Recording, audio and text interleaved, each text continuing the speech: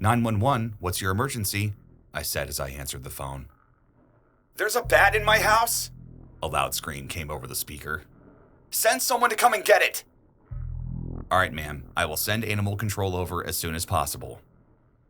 The caller thanked me and said that she would be waiting outside. I pressed the button to dispatch the nearest unit. I sat in my cubicle, doodling with my ballpoint pen on a piece of blank white paper. Being a dispatcher isn't always easy, especially in the middle of nowhere, Montana, with a population of 500. We get random calls about bobcats, bison, and bears coming in front yards, teenagers prank calling because they're bored, and, of course, the regular hunting emergencies. But all of this is few and far between. Sometimes we can go hours without getting a call, which makes it hard when you work the night shift alone. Kara? I heard my straight-laced boss say as he came down the hallway. I'm here, I yelled back, still doodling on the white paper. I could hear his staggered footsteps coming my direction. Oh, hey, he said, popping his head around the corner. I'm leaving. Do you need anything before I go? I think I'm good. I held up my now cold coffee. I'll turn off the rest of the lights then. Have a great night. I heard the sound of the lights turning off down the hallway.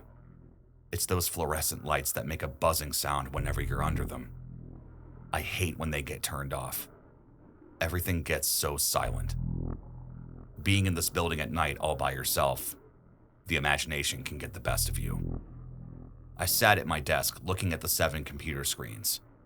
On one screen, I could see exactly where the emergency responders are located at any given moment. I started memorizing the street names that are in our designated area. At this time, nothing was going on. It had been a very quiet night. Taking a sip of my cold coffee, I started jotting down my grocery list for the next day. At this point, the coffee was only doing so much to keep me awake at 1 a.m.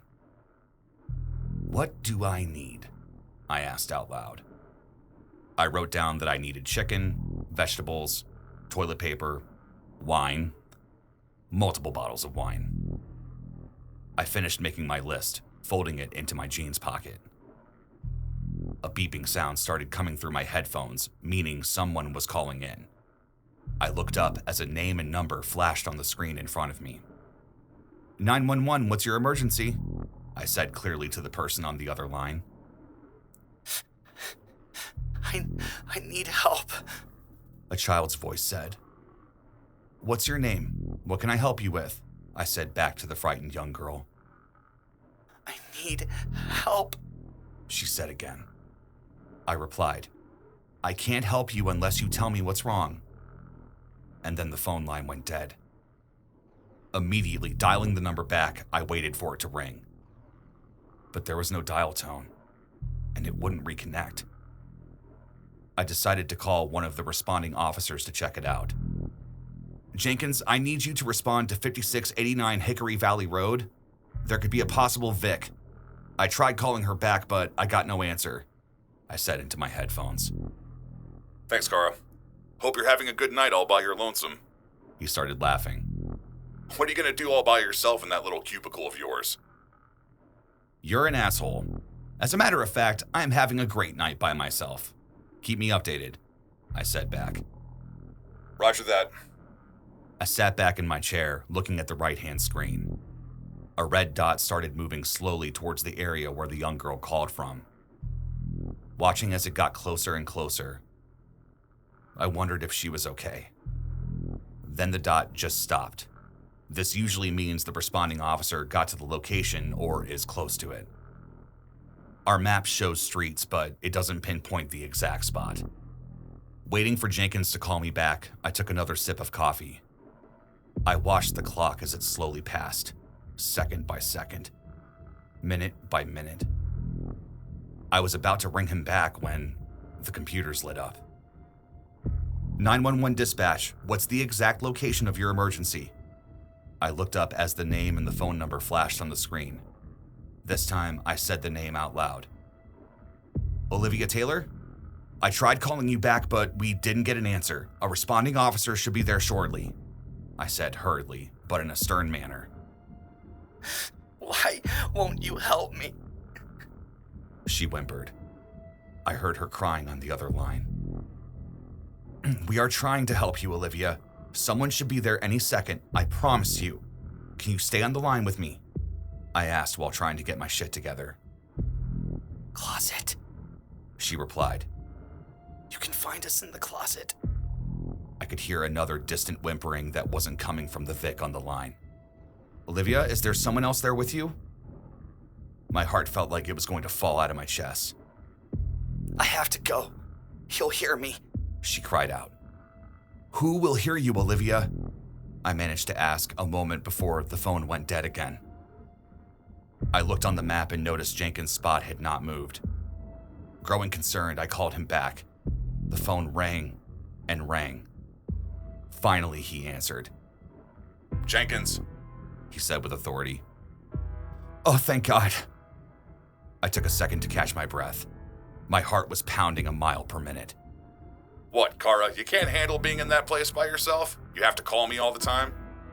He tried to make a joke, but soon realized I wasn't playing around. What's going on? Are you okay? I got another call from the Vic. What is your ETA? I closed my eyes and tried to stay calm. This is part of the job requirement. Waiting for backup.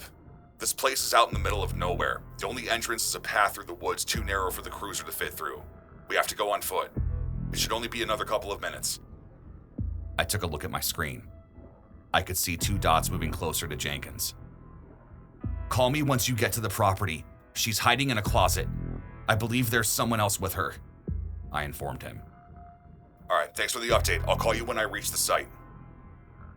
And he hung up. I had to take a moment to decompress. I walked down the long hallway to the bathroom. As I turned on the light, it flickered to the sound of my heartbeat. The familiar buzzing sound calmed me as I splashed cold water on my face. Looking in the mirror, I could tell that my color changed. The normal tan hue was now pale white, and my pupils were dilated. It's going to be okay. It's going to be okay, I reassured my reflection. As I walked out of the restroom, I could hear a beeping sound coming from my headphones again. I ran to my cubicle thinking it was Jenkins giving me an update. But as I saw the name on the screen, my stomach immediately dropped. Olivia, I know this is you. Are you okay? I looked at the screen with the map. The officers are on their way. They should be there in less than a minute. There was no response. Are you there? Can you hear me, Olivia? A whimper came over the line. It's too late, she finally said. He's in the room. He heard me. Who is in the room with you? I asked. Please tell me so I can let the officers know. I took a deep breath, determined to stay calm. He has a gun. I heard a door open as a loud scream came over the line. I could hear 2 loud rounds popping off. Then silence. Shit, shit, shit! I screamed out loud. Tears started rolling down my face. I knew what this meant. Just then, the screen started lighting up again. This time, the name said Carlos Jenkins. I took a deep breath as I answered it. The Vic just called again, I yelled into the phone. Could have a DOA, Jenkins. You took too much fucking time. How has anyone been calling you, Kara? He asked, confused. Don't play this game with me right now. Have you reached the destination or not? I looked at the screen in front of me. We reached the cabin, about a mile off the main road. I hate to tell you this, but everyone is gone. There was silence on his end. Shit, I responded, rubbing my face. My skin was hot from anger. But I don't understand how anybody could have called you tonight, Jenkins said. I looked up from my desk, confused. What do you mean? We found 3 sets of skeletal remains. One was a male adult, presumed to be the father, and 2 young girls. The remains have to be at least 12 months old. My chest grew tight and the room started spinning. I was about to pass out. The weird thing is, Jenkins continued, we found the 2 female skeletons in the closet, but one had a cordless phone in their hand. Trying to get help, I guess.